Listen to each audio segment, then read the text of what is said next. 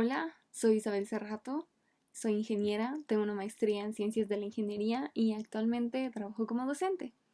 Abrí este canal temporalmente para compartir proyectos personales relacionados con análisis de datos y optimización, que son las áreas que a mí me gustan mucho y en las que he intentado especializarme. Y obviamente espero que lo que tenga que compartir le pueda funcionar a alguien. El día de hoy les voy a presentar dos modelos de predicción diferentes que a mí me gustan mucho. Uno es una regresión logística o binaria y el otro es una red neuronal, ¿ok? Vamos a utilizar datos reales. Adapté una base de datos real de pacientes con COVID-19 de tal forma que desglosé las diferentes sintomatologías que presentaban estas personas y utilicé los modelos que les comento para predecir el estado futuro del paciente, si en este caso lamentablemente va a terminar en un deceso o si va a ser dado de alta. No obstante, es súper importante aclarar que por muy efectivos que vayan a ser estos modelos, no son determinísticos y tampoco se trata de predecir decesos, ¿ok?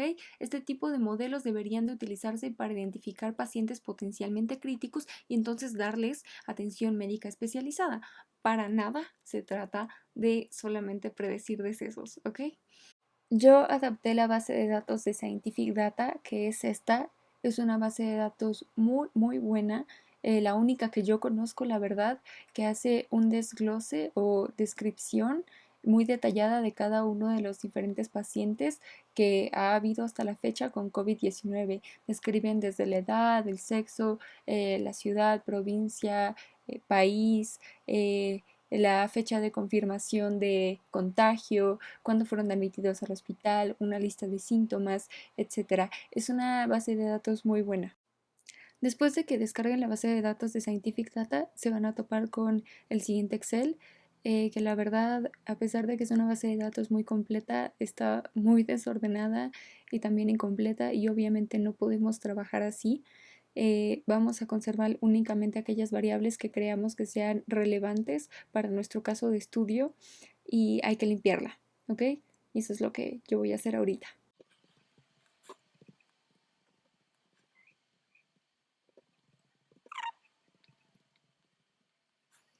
Ok, ya la limpié. Este es el código en R que utilicé para limpiar la base de datos y quedó de la siguiente manera. Conservé las variables que me parecieron importantes o trascendentes para el caso de estudio, en este caso la edad, el sexo, el país del que proviene el paciente, si fueron admitidos en algún hospital, su registro de viajes, si es que salieron del país, las diferentes sintomatologías que podrían presentar, como fiebre, tos, dolor de cabeza, fatiga, escalofríos, etcétera, además de las enfermedades crónicas que podría tener el paciente, como hipertensión, diabetes, bronquitis crónica, Parkinson, etcétera. Donde esta variable de aquí, que se llama Patient Outcome, describe si el paciente fue dado de alta o si terminó en un deceso, donde dado de alta es 1 y deceso es 0. De igual forma, el resto de las variables está descrita de forma binaria, donde 1 significa que si presentan el síntoma o la enfermedad crónica y 0 significa que no. Todos mis códigos, así como la base de datos que limpié, se las voy a dejar en un link en la cajita de información. Asimismo, si quieren que les haga un video sobre cómo limpiar bases de datos, también podemos hacerlo. Pero antes de continuar, quiero obviamente darles una pequeña introducción a qué es una regresión logística y qué es una red neuronal y cómo funciona. Bueno, seguramente ustedes están relacionados con el término de regresión lineal, donde tenemos varias variables de entrada o explicativas que precisamente buscan explicar una variable de salida o de respuesta de manera lineal. Entonces, la regresión logística es exactamente lo mismo, solo que nuestra variable de salida no va a ser continua, no va a ser un número, no va a ser cuantitativa, va a ser un atributo que va a ser descrita con ceros y unos, pero no va a ser exactamente ceros y unos tampoco lo que va a salir de nuestra regresión logística.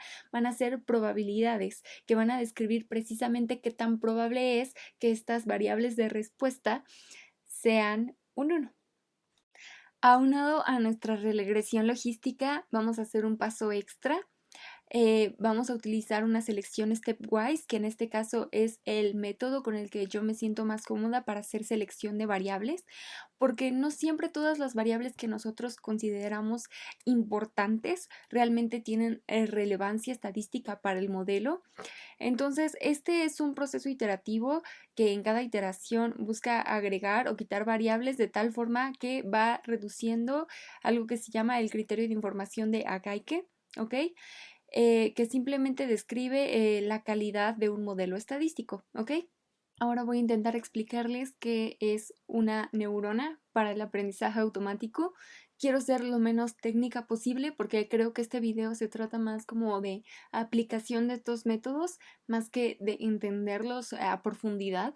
Entonces, de manera muy general, una neurona para el aprendizaje automático o machine learning en inglés es un algoritmo matemático en el que tenemos diferentes variables de entrada a las cuales se les asignan diferentes pesos, además de un sesgo, y después pasan por una función de activación de tal modo que después de evaluarse todo esto sale una probabilidad que, al igual que en la regresión logística, nos va a decir qué tan probable es que esta variable de salida sea un 1. Así de sencillo. Lo curioso o novedoso de este método es que las neuronas trabajan en red, en diferentes niveles de capas, así como funcionan nuestras redes neuronales biológicas. Por eso precisamente se llaman así. Vamos a empezar con nuestro código en R y lo primero que vamos a hacer es leer nuestros datos, la base de datos que yo limpié y adapté. Entonces, vamos a pedirle a R que por favor lea los datos.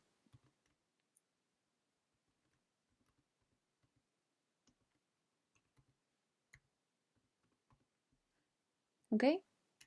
Y lo vamos a guardar precisamente en la variable datos. ¿Ok? Después vamos a volver nuestra variable datos un data frame o marco de datos, porque ese es el formato en el que vamos a poder trabajar los datos. Ahora, vamos a necesitar 4 librerías, entonces hay que inicializarlas también. Vamos a necesitar tidyverse, vamos a necesitar caret, vamos a necesitar más. Así se escribe. Y por último, vamos a ocupar NeuralNet, ¿ok? Después de inicializar nuestras librerías, lo siguiente que tenemos que hacer es hacer una partición de nuestros datos, ¿ok?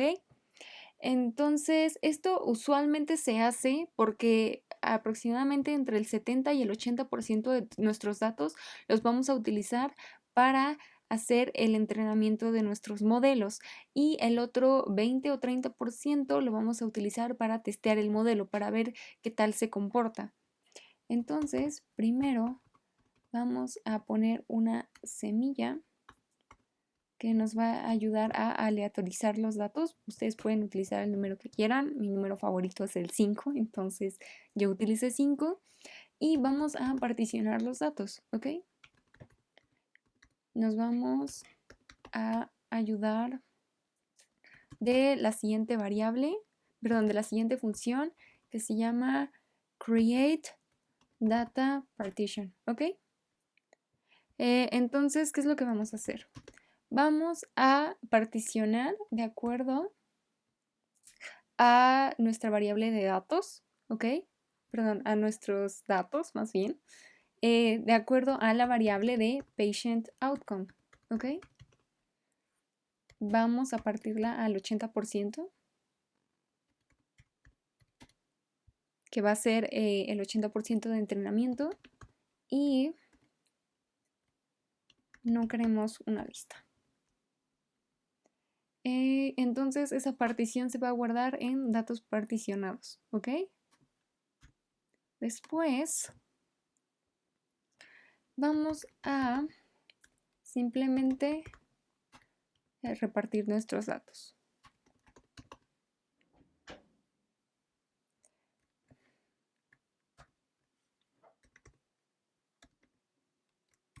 Esto lo que quiere decir es que dentro de una variable que se llama train data o datos de entrenamiento, vamos a guardar el 80% de nuestros datos de acuerdo a la partición que hicimos, ¿ok? Y entonces los datos para testear o el otro 20% que queda van a ser el resto, que simplemente se señalan con un menos.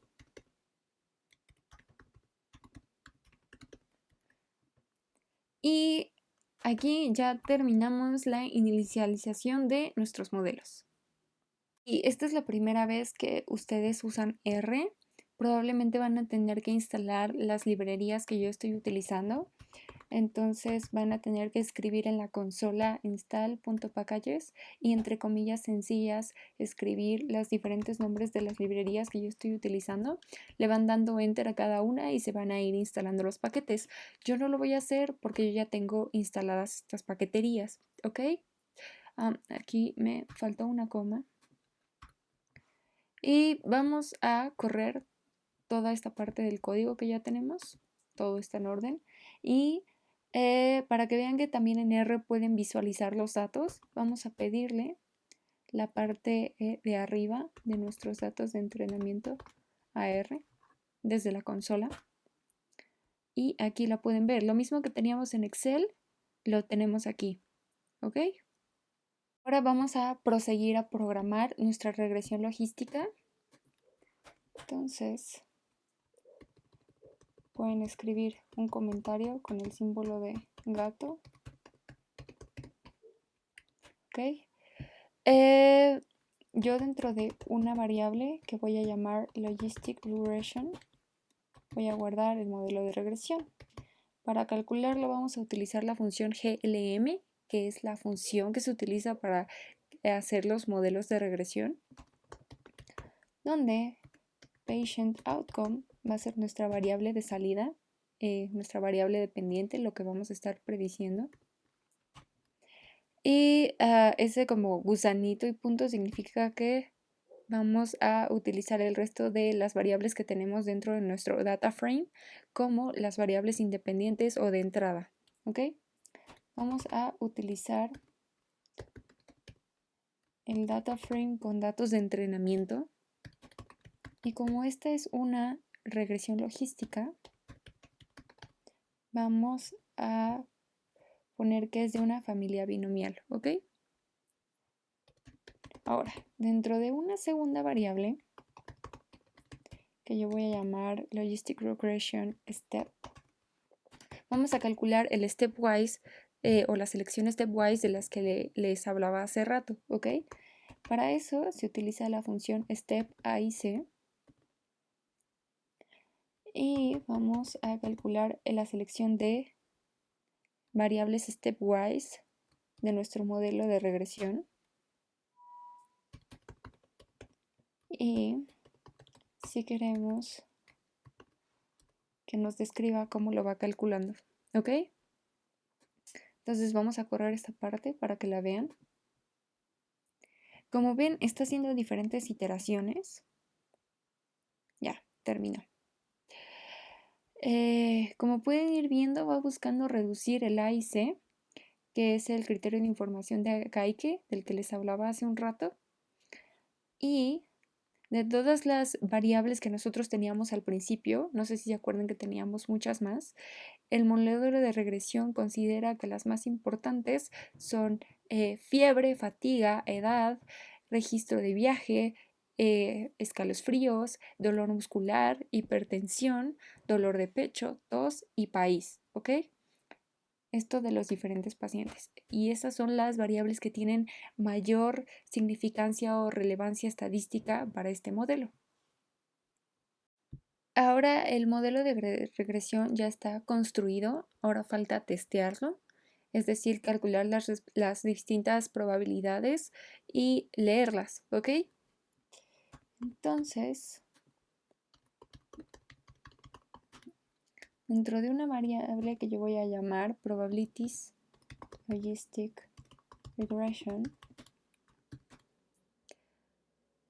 voy a guardar las predicciones de mi modelo de regresión, el que incluye la selección de variables stepwise, ¿ok?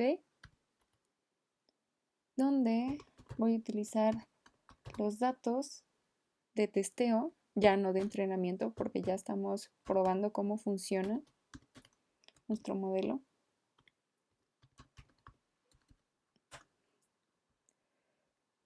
Y vamos a correrlo, ¿ok?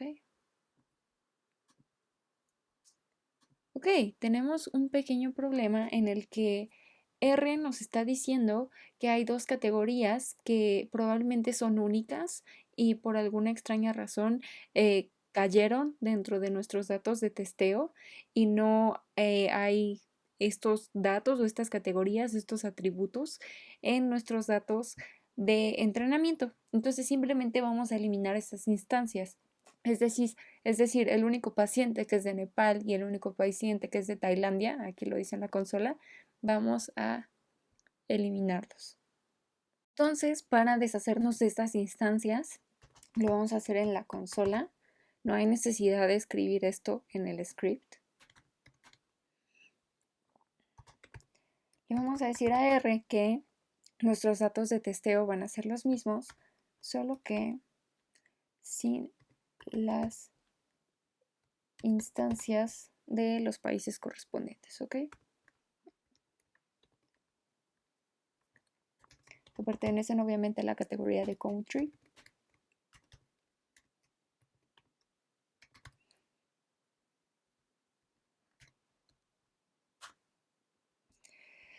Y ahora vamos a utilizar este mismo código, pero con Tailandia.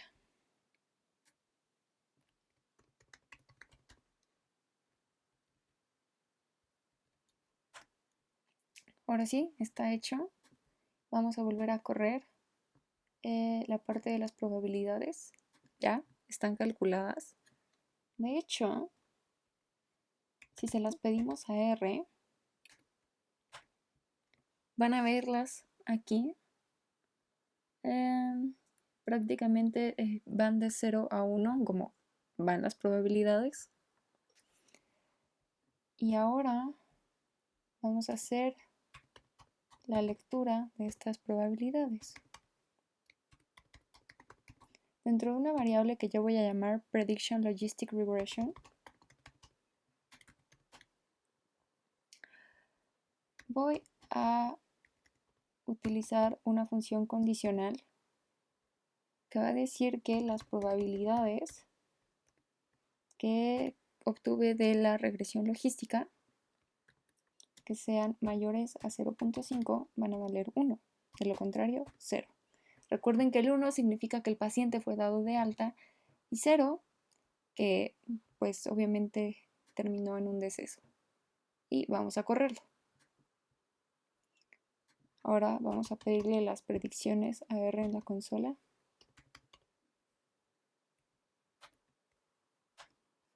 Y como pueden ver, las probabilidades de arriba ya fueron transformados en ceros y unos. Pero por último nos falta medir qué tan efectivo fue este modelo, ¿ok? ¿Y cómo vamos a hacer eso? Simplemente vamos a calcular cuántas veces el modelo tuvo razón de acuerdo a los datos originales, ¿ok? Por ejemplo, si escribimos en la consola el comparativo entre las predicciones que hizo nuestro modelo de regresión contra los resultados de los datos de testeo, bueno, los datos de salida más bien.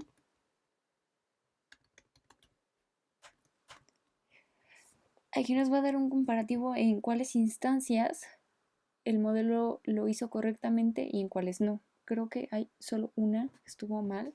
Entonces vamos a calcular el porcentaje de eso dentro del script, dentro de una variable que yo voy a llamar accuracy logistic regression.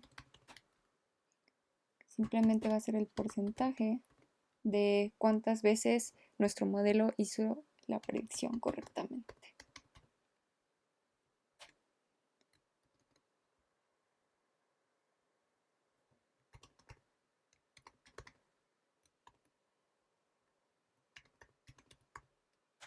como es un porcentaje, lo vamos a multiplicar por 100. Y vamos a correrlo. Y vamos a pedírselo a R. ¡Wow! 97.5%. Muy bien. El modelo en realidad es bastante bueno. Ahora vamos a calcular, o bueno, más bien construir nuestra red neuronal. El paquete o la paquetería que vamos a utilizar para las redes neuronales es muy picky, entonces va a ser un poco más complicado que la regresión logística, pero no es tan difícil, solamente hay que poner un poco de atención. Vamos a hacer nuevas variables para guardar nuestros datos de entrenamiento y de testeo, pero esta vez vamos a desdoblar los datos. ¿Qué significa eso? Por ejemplo, en la categoría de país, en la paquetería de regresión logística desdobla los datos, por ejemplo, no sé, por cada país hace una nueva variable en la que las instancias van a valer 0 o 1 de acuerdo a si el paciente vive o es de ese país o no. ¿Ok? Entonces, la paquetería de red neuronal no hace eso por nosotros, no desdobla los datos y la paquetería de regresión logística sí. Entonces, vamos a tener que hacer eso manualmente. Y para eso vamos a utilizar la función de model matrix. ¿Ok?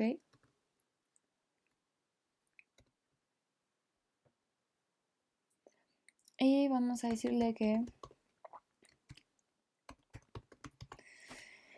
lo haga con las variables que son relevantes estadísticamente, ¿ok? De acuerdo al stepwise. No vamos a hacerlo con todas las variables, no tiene ningún sentido.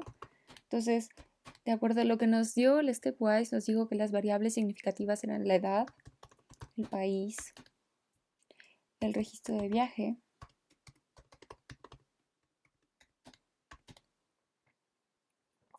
si el paciente tiene fiebre, si el paciente tiene tos, si el paciente tiene fatiga, si tiene escalofrío, si tiene dolor de pecho, si tiene dolor muscular, si tiene hipertensión. Y le vamos a poner un -1 porque de lo contrario nos va a crear una variable más asociada a un intercepto y no queremos eso.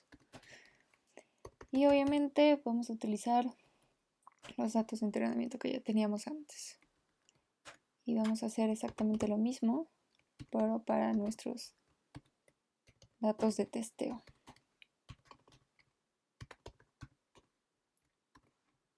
Ok, en realidad podemos copiar todo. Solamente que la data en este caso va a ser la de testeo. Ok.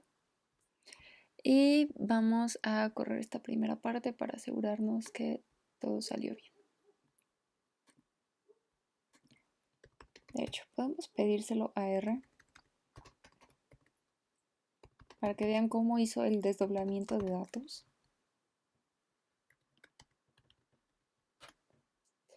Aquí se ve, por cada país diferente hizo una variable nueva, ¿ok?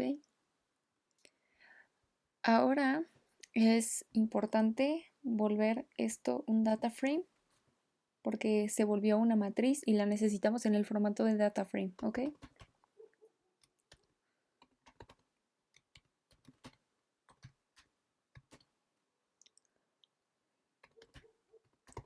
Vamos a utilizar la función as.data.frame.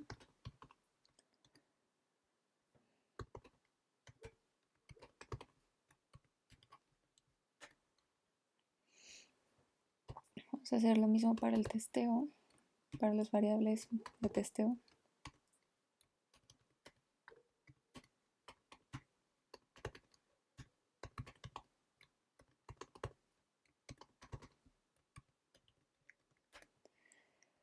Y vamos a correrlo, asegurándonos que todo vaya bien. Todo va bien. Ahora, es súper importante pedirle a R que se deshaga de estos espacios porque de lo contrario vamos a tener problemas con la librería. Entonces simplemente vamos a sustituir estos espacios de nuestro data frame con guiones bajos, ¿ok?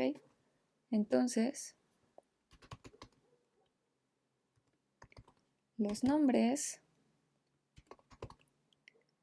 de nuestros datos de entrenamiento los vamos a sustituir, bueno, más bien los espacios los vamos a sustituir utilizando la función gsub.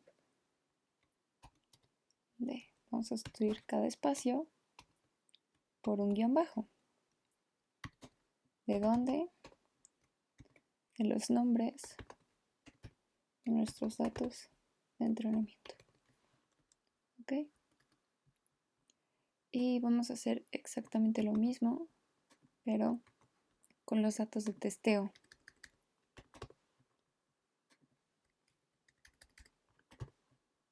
Ok, vamos a correrlo. Todo está en orden. Y podemos nuevamente pedirle los datos a R para que los vean. Si se dan cuenta, ya los espacios los sustituyó por guiones bajos, ¿ok? Esto lamentablemente tenemos que hacerlo porque la paquetería de redes neuronales de R no es muy buena. Entonces, pues ni modo. Bueno, otra desventaja de la paquetería de redes neuronales de R es que tenemos que escribir la fórmula a mano.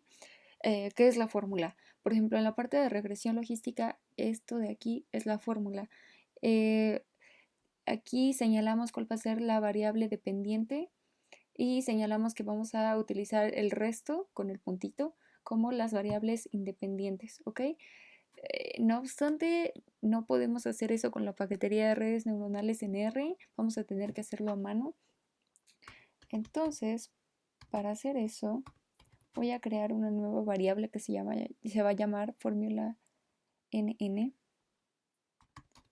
donde ahí voy a guardar la fórmula correspondiente. Vamos a utilizar la función de paste.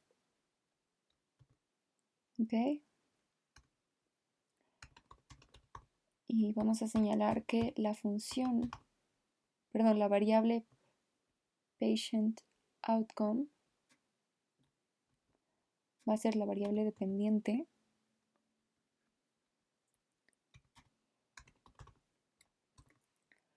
Mientras que el resto de las variables de train data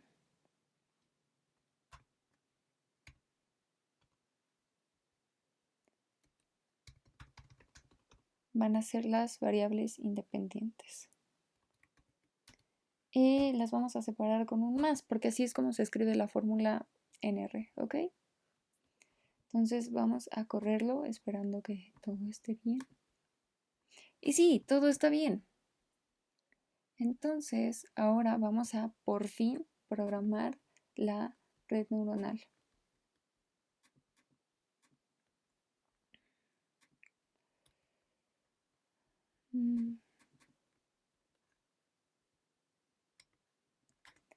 En la variable en n voy a guardar mi red neuronal. Vamos a usar la función neuralnet, que es para hacer la red neuronal, donde la fórmula va a ser lo que guardamos en fórmula NN. Vamos a utilizar los datos de entrenamiento para esta red neuronal.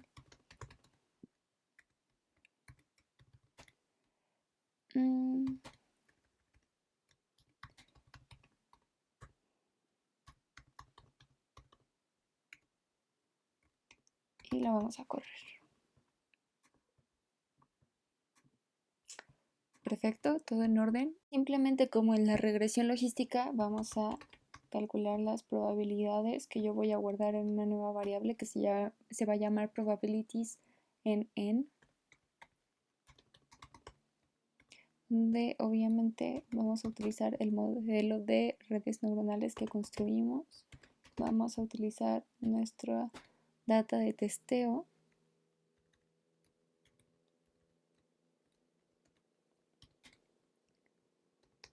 En general los parámetros son los mismos. igual que en la regresión logística. Ok, y lo vamos a correr y se lo vamos a pedir a R. Ok, estas son nuestras probabilidades y como pueden ver de nuevo van de 0 a 1. Ok, y vamos a utilizar exactamente el mismo criterio que utilizamos en la regresión logística para leer las probabilidades, donde yo en una nueva variable que voy a llamar prediction n voy a utilizar una función condicional de tal modo que las probabilidades de la red neuronal que sean mayores a 0.5 porque se acercan más al 1 van a valer 1 y de lo contrario van a valer 0. ¿Ok?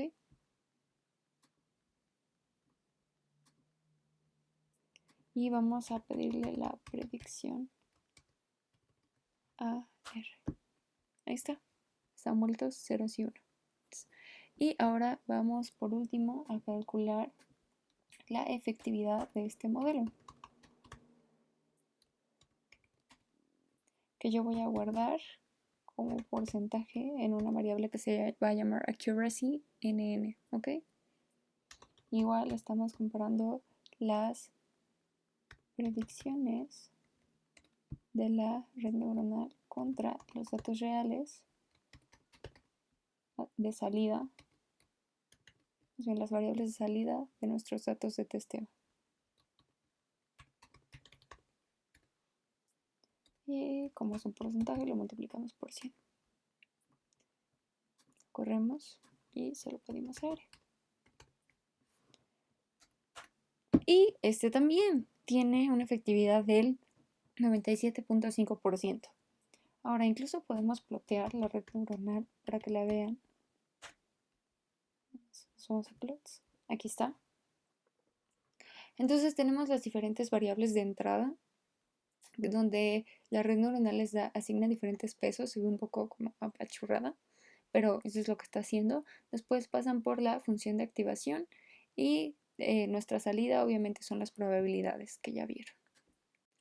A pesar de que tanto la red neuronal como la regresión logística tuvieron el mismo desempeño, para nada significa que siempre van a funcionar de la misma manera o van a tener el mismo resultado, la misma efectividad más bien. Este es un caso particular en el que sucedió así, pero los modelos fueron bastante buenos. Tener 97.5 de efectividad es muy bueno. No obstante, es súper importante tener en cuenta que obviamente la cantidad de datos que estoy utilizando no son representativos del problema.